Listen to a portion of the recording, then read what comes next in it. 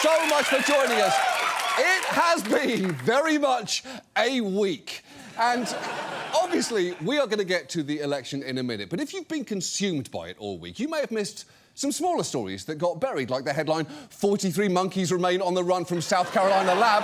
CEO thinks they're having an adventure. Or the news that a message in a bottle had been found in an Ontario lake after 26 years. Or the death of Elwood Edwards, the voice of AOL's Welcome and You've Got Mail notifications, who died just one day shy of his 75th birthday. He was, by all accounts, a very kind man, and his last words were fittingly... Goodbye. Bit of fun! Bit of fun! We're having a little bit of fun, aren't we? We're having a little taste of fun, and I hope you enjoyed that fun, because the rest of this show is going to be about the fact that on Tuesday, Trump won re-election, which is, to put it mildly, not what I was personally hoping would happen. And honestly, in Trump's victory speech, he couldn't seem to believe it either. We overcame obstacles that nobody thought possible, and it is now clear that we've achieved the most incredible political thing. Look what happened. Is this crazy? Yeah, it is crazy. It's really fucking crazy. He's basically one sentence away from saying, I mean, you guys saw what I did, right? And you still voted for this? That doesn't make any sense. And I know, being a shambling verbal mess is part of Trump's brand, but it is still incredible to see an incoming president ad-lib a victory speech with the same energy as a best man who didn't realise he had to give a toast. What a beautiful day. What a beautiful beauty. Today, my brother and his wife, today they did the thing. You all saw it. I thought my part was done with the bachelor party, to be honest, but here we go. Marriage is crazy, right? It's crazy. Look, it has been a rough week, and if you are anything like me, first, as always, my deepest sympathies. But it's probably been hard to deal with anything other than this. The tiniest moments this week where the world was going on like nothing had happened could be suddenly enraging, whether it was a text from a relative inviting you to Thanksgiving, not now, Aunt Gwen. Or an alert about a recipe for roast chicken. Not now, New York Times. Or Hello Kitty actually posting this word search on Twitter on Wednesday, asking followers, what are you looking forward to this month? Hey, Hello Kitty, not fucking now. I would love to tell you what I'm looking forward to, but I cannot seem to find drinking my lights out and housing some grief mac and cheese on your stupid puzzle. Get the fuck out of here. People on Twitter even got mad at this teaser for a new Tyler song.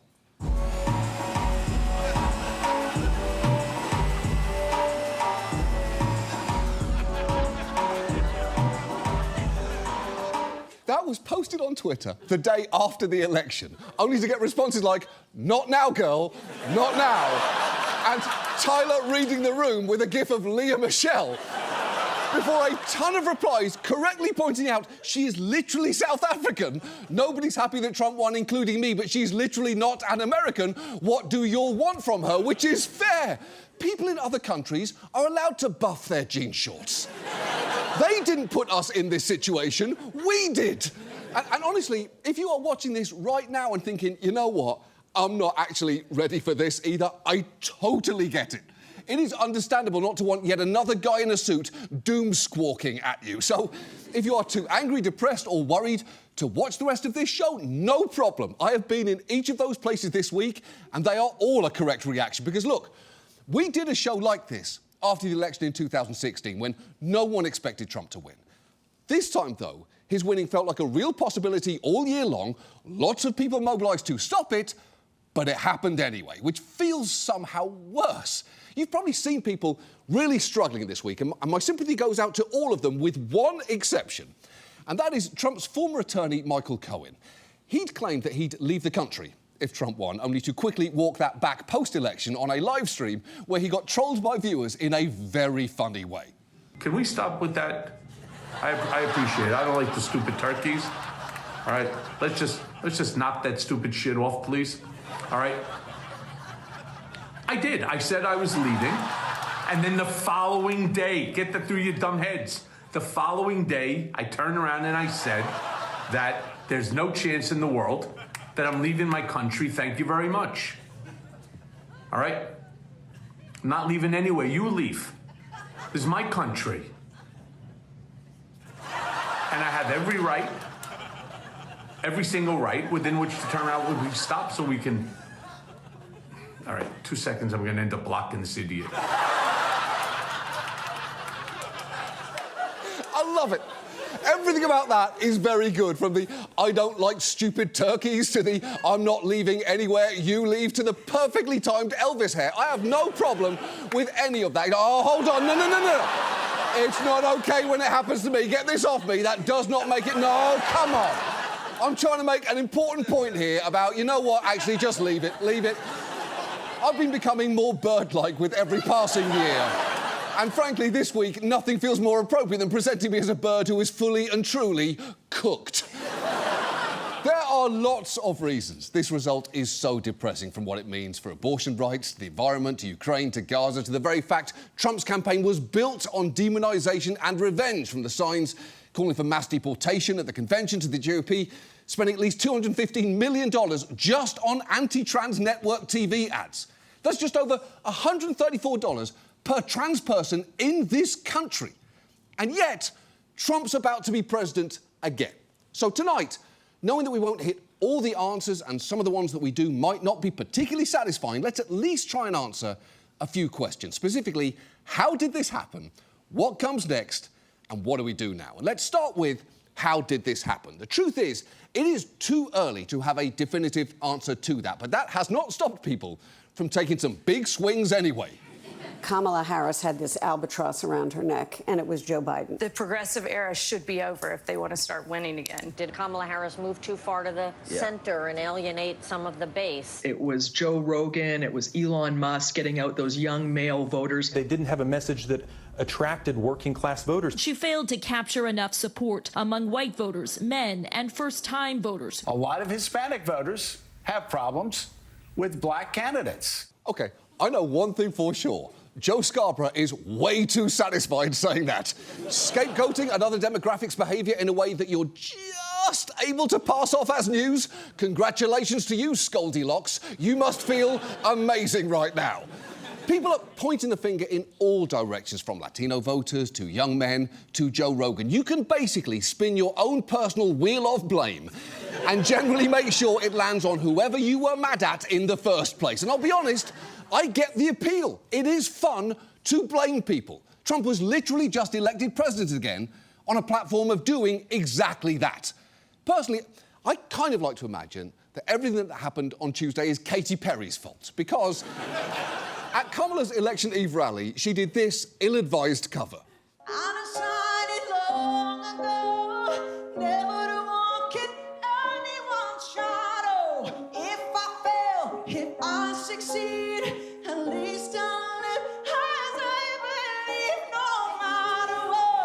They say about me, they can't take away my dignity, no! I mean,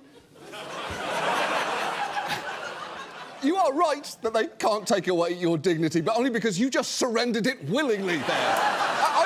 I know that she's trying to do a nice thing there, but why would you try and cover Whitney Houston, The Voice? Say what you will about Lee Greenwood, which in my case is about 18 minutes of rigorously fact-checked insults, but at least when he played Trump rallies, he wasn't trying to do Freddie Mercury's part in Somebody to Love. Now, did that drunk bachelorette party karaoke night performance do the whole Harris campaign? Probably not. But it feels good to think so, because it's an easy answer to a difficult question, which is a lot more appealing right now than actually finding the difficult answers. And look, I am not saying the campaign didn't make mistakes, but the reasons why specific groups vote the way they do in elections tend to be something you can only puzzle out later once all the data comes in. And the tactical decisions by the Harris campaign will, I'm sure, be picked apart endlessly, but it is telling how quickly some are jumping to predetermined conclusions that don't match the campaign that just wrapped up.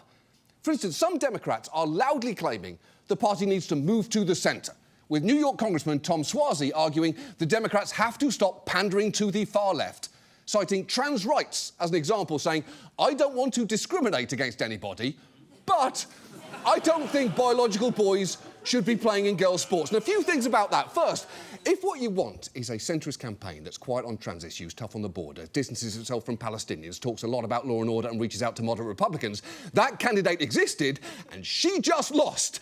Guess how many trans speakers there were at the DNC? I'll give you a hint. It is a very round number. Also, I'm not sure how you reach out to moderate Republicans more than appearing with Liz Cheney multiple times, unless you literally dig up Henry Kissinger's corpse and prop it up at a rally in Michigan as Katy Perry sings Rolling in the Deep. It's okay not to have the range for a song, Katie. And finally, regarding youth sports, there were a lot of attack ads on that one issue. And it was frustrating to see the Harris campaign fail to formulate a response, especially because it's pretty easy to do. Watch, I'll do it for you right now. As we've discussed before, there are vanishingly few trans girls competing in high schools anywhere. Even if there were more, trans kids, like all kids, vary in athletic ability, and there is no evidence they pose any threat to safety or fairness. It is very weird for you to be so focused on this subject. And finally, if you genuinely want to address the biggest concern for most girls who play high school sports, you'd be less worried about this and more about the creepy assistant volleyball coach who keeps liking their posts on fucking Instagram. The bigger point is, at least based on what we know now, anyone pointing the blame for the election result at one specific demographic is missing the mark, because there was an across-the-board shift to the right on Tuesday. Trump improved on his 2020 margin in more than 90% of counties nationwide, and his victory was driven by gains among seemingly every possible grouping of Americans. In fact, the only groups where I can be absolutely sure not a single person voted for Trump are these Avengers and people who post poems to their Instagram stories, which, all due respect, has gotten a bit out of hand this week. One thing that did become clear was that the economy was a massive motivating factor for people. It ranked number one among issues voters said they cared about, with 52% saying it was extremely important to them, and it was frequently mentioned among those who voted for Trump. Everything's too expensive. My wife, she actually works 2 jobs just to have extra money. So, I mean, we're waiting for Trump. I'm voting Trump. He had catapulted us into a better lifestyle. While he was the president, everything was nice and smooth, and I still had money left in my pocket. I would describe myself as being resigned, I suppose, to voting for Donald Trump. Again, I can't vote for the status quo. And I was absolutely better off during Donald Trump's presidency than I am today. Yeah, to hear voters tell it, the economy is why a lot of them went with Trump. He basically wound up winning with the same mantra as Bill Clinton did in 1992. It's the economy, stupid. Also, by the way, I happen to be good friends with Jeffrey Epstein. And look, while a lot of those people may well have been going to vote for Trump anyway, the truth is there was understandable frustration about the inflation that took place during Biden's term. As we discussed at the time, in our exciting and youthful comedy show that explained inflation for 24 human minutes, there were global factors behind it. Many US allies also saw big price increases, in part because global supply chains seized up during COVID. This has led to a wave of change elections all over the world. Voters have thrown out incumbent governments due to higher prices. And the thing is, I get not wanting to vote for the status quo, and Trump, in his own fucked up way, did offer a change, especially as, even while Harris was blanketing swing states with ads talking about grocery prices, she was also saying there's not much she'd have done differently than Biden. And while you could argue Biden's interventions to shore up the economy were actually one of his major successes, I do get when one side is saying milk is too expensive and the other is saying, OK, yes, milk is too expensive, but we're working on it, and also it's not that expensive when you take a macroeconomic view of America's recovery in contrast to other Western economies, plus you'll get used to it. That's not a great position for an incumbent party to be in, and it makes for a pretty shitty lawn sign, too. The irony here is the US economy has definitely improved, and the impacts are now being felt. The Wall Street Journal even ran this headline before the election: the next president inherits a remarkable economy, which I guess is yet another thing Trump will now inherit without having to actually work for it, along with money and, of course, good looks. And listen, you can point to the economy and still find it unbelievable that Trump was elected, because we just chose a man who oversaw a fiasco of a response to the pandemic, fomented an insurrection, and since leaving office has been convicted of 34 counts of falsifying business records and found liable for defaming and sexually abusing a woman. Not just that, his campaign was an avalanche of lies and fear-mongering when it wasn't just outright chaos, especially toward the end, when he was miming a blowjob on a microphone, dancing on stage for 40 minutes, talking about the size of Arnold Palmer's dick, and getting completely distracted, even in the middle of one of his signature rants demonising migrants. These are rough, vicious, rougher than anything you can imagine. There is no, and I say it all the time, if you wanted to do a movie on some of these people, if you wanted to do a movie, there's no actor in Hollywood that could play the role. There's nobody that could do it. These actors, you know, they're a little bit shaky. They can't play the role. They'll bring in a big actor and you look, you say, oh, he's got no muscle content. He's got no muscle. We need a little muscle. Then they bring in another one, but he's got a weak face. He looks weak. No, these guys have the whole package, unfortunately for our country. Yeah, at one point, his angle on migrants genuinely seemed to be that they're too chiseled. And while there's a lot of notable lines in there, my underdog favourite is, and I say it all the time, do you? Do you say, we need a little muscle? In that voice all the time? I mean, maybe you do. I don't know. Jesus Christ, I cannot fucking believe you're going to be president again. And look, to say the thing that many of you may have been shouting at your screen for the last 5 minutes, it is not news that Trump's overt white supremacy and misogyny appeal to many of his voters. It's also not news that many like to hide that by claiming all they're really worried about is the economy. But clearly for others, there is a willful denial going on about him because Trump lies so constantly, people have a sense that you can pick and choose which things he actually believes and create a version of him that suits you. And that can be the case even when his intentions are very clear. The day after the election, one reporter spoke with migrants outside ICE's field office in Atlanta, and the first person they spoke to, a woman from Nicaragua, said, "We're fucked." Which isn't surprising. What is surprising is the reporter then posted an update saying several of the migrants I've been speaking with say they would have voted for Trump themselves. They don't believe Trump will deport them because they are here to work and are not criminals, which is pretty heartbreaking because he has made it painfully clear that he absolutely wants to deport migrants for any reason that he possibly can, including but not limited to unreasonably sculpted abs. and hey, maybe those migrants are right. I hope they are for everyone's sake. But unfortunately, either way, we're about to find out. Which brings us to our second question, what comes next? Because as we speak, Trump is assembling his cabinet and the early glimpses into his process haven't been great. There are already thousands of people lined up for potential jobs. The question is who Trump picks for those positions. And right now, just to give you a sense of how much the jockeying is already underway, Palm Beach is teeming tonight with potential Trump staffers who are here, who a lot of them were here last night at his election night party, either at Mar-a-Lago or at the convention center, and changed or delayed their travel plans after last night's victory and decided to stick around because that's how quickly they believe he can make these decisions. OK, first, let me state the obvious. That chart fucking sucks. It looks like a choose-your-fighter screen where the only thing they're fighting is the arc of the moral universe. It looks like an advent calendar where every circle opens up to a tiny piece of literal shit. It looks like a game board for Guess Who, Oops, All Arseholes. There is a lot in there. But let's start in the lower right-hand corner with these two guys whose potential jobs are listed as question marks. Like, even the chart itself is surprised that they're there. And honestly, chart, same. We've already talked about RFK, enemy to all animals, friend to all measles, and Trump's plans to let him go wild on medicines. You know, really get in there and mix things up, like a worm in a frontal cortex. But Elon Musk is on there too. One idea floated in the campaign's closing days was that he'd be appointed to cut waste out of the federal budget. Here he's at Madison Square Garden, hyping the plan with the co-chair of Trump's transition team.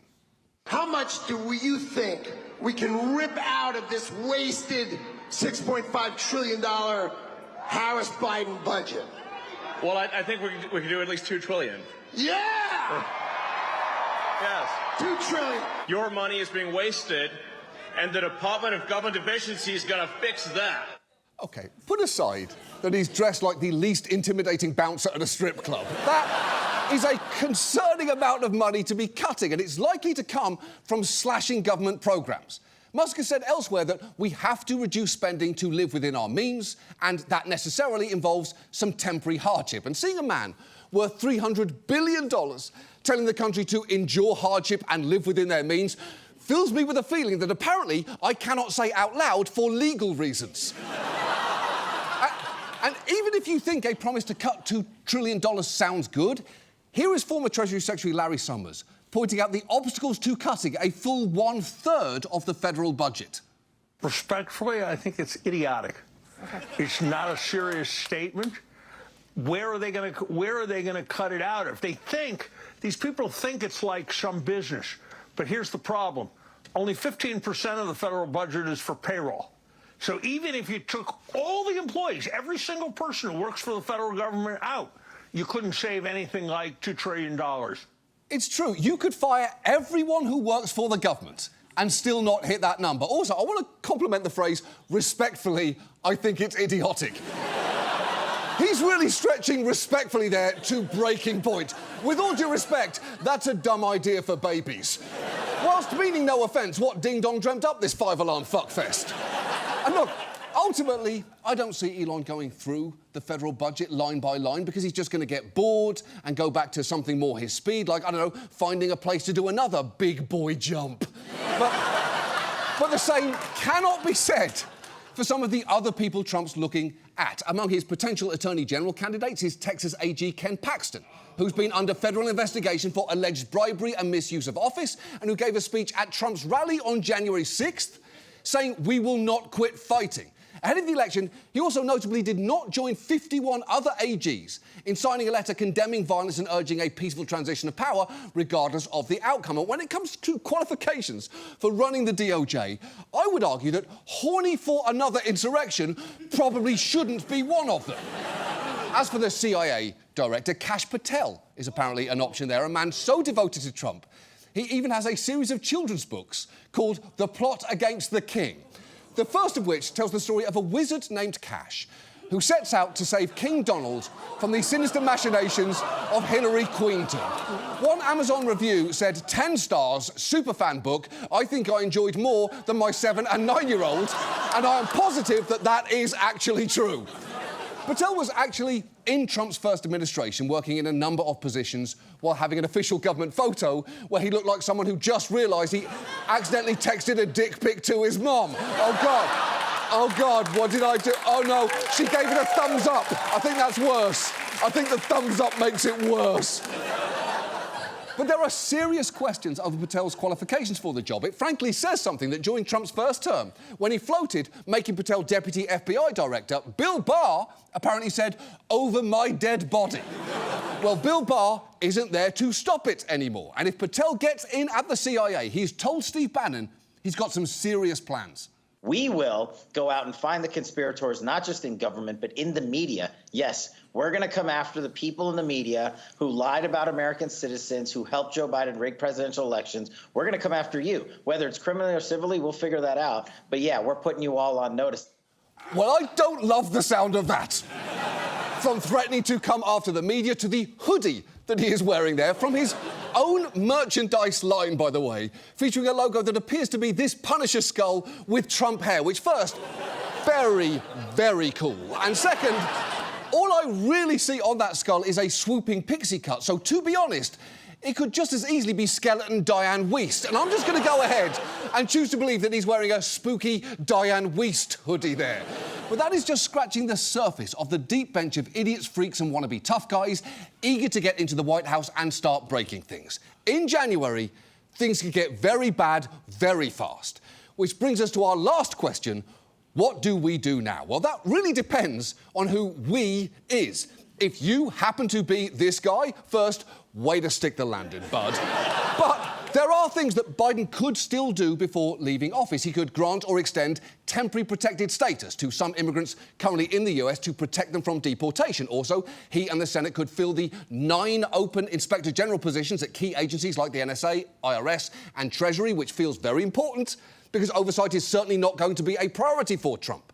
He could also commute the sentences of federal prisoners on death row to life in prison so Trump can't repeat his agonising execution spree of his first term. Now, as for the Senate, it could pass the Press Act, a federal shield law that already passed the House unanimously. It would protect the confidentiality of journalist sources and personal devices from federal law enforcement. And while I am definitely not a journalist, there are many great ones who work here, and the only time anyone should be invading their phone is when I text them research questions like, have two presidents ever kissed? Or if I die on the show, do I die in real life? Or did Tucker Carlson's mom really only leave him $2 in her will? The answers to those questions, by the way, are respectively twice, unclear, and no, she only left him $1. And it explains an awful lot. And finally, the Senate could and absolutely should confirm Biden's remaining judicial appointments. There is a lot of important stuff for them still to do, making it infuriating to read news stories saying things like, after their losses, some Democratic senators might want to wrap up remaining business quickly and move on from Washington as the holidays approach, presenting attendance problems for votes, which is so maddening to me. These last weeks count. You can't just fuck off early because you lost. I believe Kimberly Kardashian might have said it best.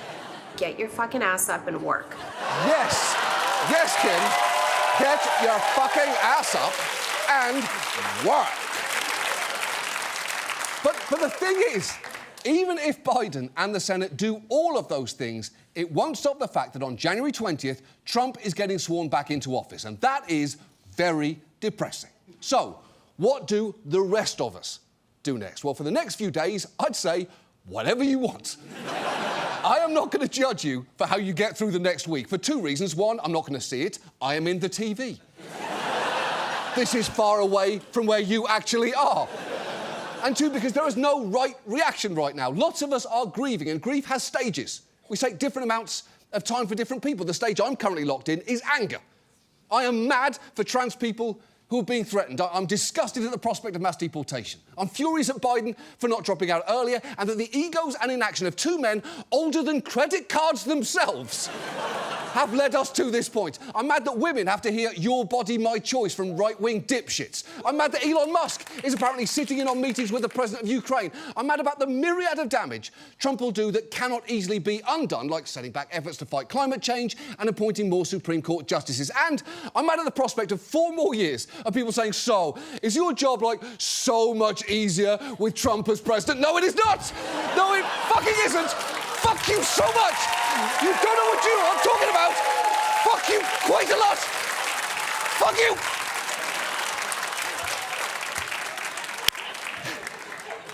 So, whether you are angry right now, or despairing, or Googling new country, no fascists, how move, do what you gotta do. Throw your phone into the nearest body of water, scream into a well, punch a tree, curl up into a ball and watch the Princess Diaries all the way through, and then at the end, when Miracles Happen starts playing, shriek, no, they fucking don't! Don't lie to me, people can be shits! But try not to completely obliterate yourself in despair, and I know that is hard. Right now, on the hope meter, most of us are probably pretty close to the bottom. But we just can't afford that. You can't drink bleach, even and especially if this guy tells you to do it again. Despair doesn't help anything. If anything, it makes things worse. And I'm not trying to push you into false hope here either. If your hope meter is up here, what is wrong with you? Are you a fucking child?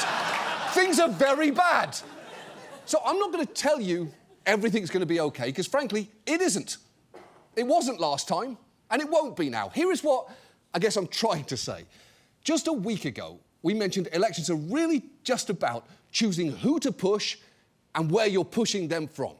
Well, unfortunately, we now know we're going to have to push much harder and from further away than where we just were, which is an exhausting thought. But I think a lot of times movements burn out by focusing exclusively on how far we have to go without celebrating the small victories that happen along the way. For instance, even amid the GOP's massive anti-trans ad campaign, on Tuesday, Delaware elected the country's first openly trans member of Congress.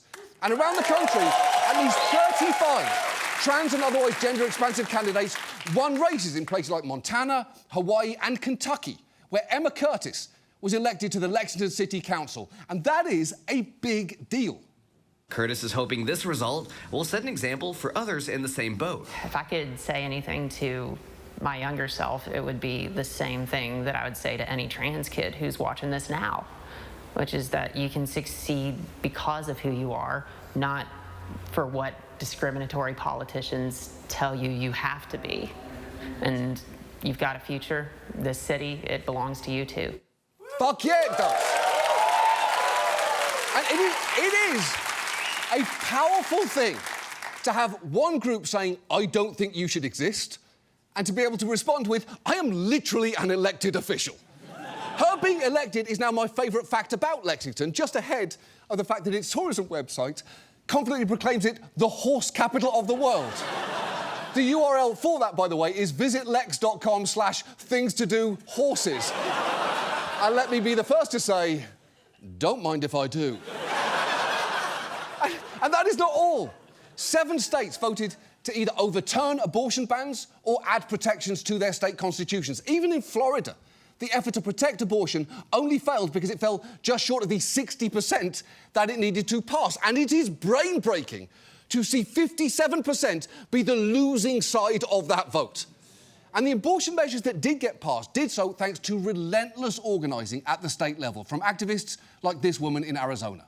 This is the best and only way to make sure that our state preserves abortion access. Chris Love helped create the measure and get it on the ballot. She says the overwhelming support from both parties now puts rights back in the hands of women. This is a resounding victory for the people of Arizona, especially people who can become pregnant, providers who provide abortion care. They can rest easier now knowing that we've passed Prop 139. That is great. Although, I would emphasise that she said rest easier there, not rest easy. Unfortunately, as we all know, there is no resting easy during a Trump presidency. Anything can happen, and not in a good way. And I know that focusing on the good news this week feels like finding $20 in your pocket in the middle of a bear attack. But it is important to take your silver linings where you can find them. And it's also worth noting Arizona went to Trump, as interestingly did over half the states that voted to protect abortion. In fact, Missouri voted not only to overturn its abortion ban, but also to increase minimum wage and require sick leave while re-electing both Trump and Josh Hawley, suggesting Democratic policies are still popular, even in a year where their candidate wasn't. Look, for the next few years, we're not going to see much in the way of gains at the federal level at all. But at the local level, these policies are clearly resonating. Political organisation at the grassroots is working, and we're lucky to have groups working tirelessly to help the people and causes that Trump threatens the most. We actually spoke to a bunch of them this week, and one small positive thing they told us is they actually got a head start on planning for a Trump administration because Project 2025 essentially gave them a 900-page roadmap for what they need to be ready to strategise against, which is something. But they're also going to need help. And, you know, Fred Rogers famously told us, in times of emergency and despair, to look for the helpers. It's really good advice, but I will note, it is advice for children. And if you're a child watching me right now, first, you either have terrible or fantastic parents. But second, this next part isn't actually for you, so just fuck off for a bit, will you? If you're an adult in the coming crisis, you are the helpers. And that help can take many forms, and there are people already doing it. You can use the National Network of Abortion Funds to find ways to support people. You can support trans and other LGBTQ people by donating time or money to centres and organisations in your area. And if you want to help migrants, there'll be groups where you live already providing everything from legal services to donated supplies. If you want to support them, you can literally just Google how to help migrants in and add the place where you live. And remember, you can organise politically around the issues you care about at work, at school and in your community to elect a more responsive government. If I may quote Lexington's newest council member, your city, it belongs to you too. That is all really important work to be doing over the next few years and beyond. And look, I don't want to do this shit again. And I'm guessing You don't either. You might well be exhausted, confused, scared, and running on fucking fumes right now, which is understandable, but you might actually be surprised just how far you can still get, even on fumes. And don't just take that from me. Take it from one of the world's greatest ever singers being covered by a different singer. If I fail, if I succeed, at least I'll live as I believe. No matter what they say about me, they can't take away my dignity. No. Thanks, Katie. I couldn't have sung it better myself. That is our show. Thank you so much for watching. We will be back next week, and we'll see you then. Good night. Don't put it on me. No, don't put it. Don't make me a turkey. I don't want to be a fucking turkey right now. I'm not leaving. You leave. You leave. I'm staying here. Fuck everybody. Goodbye.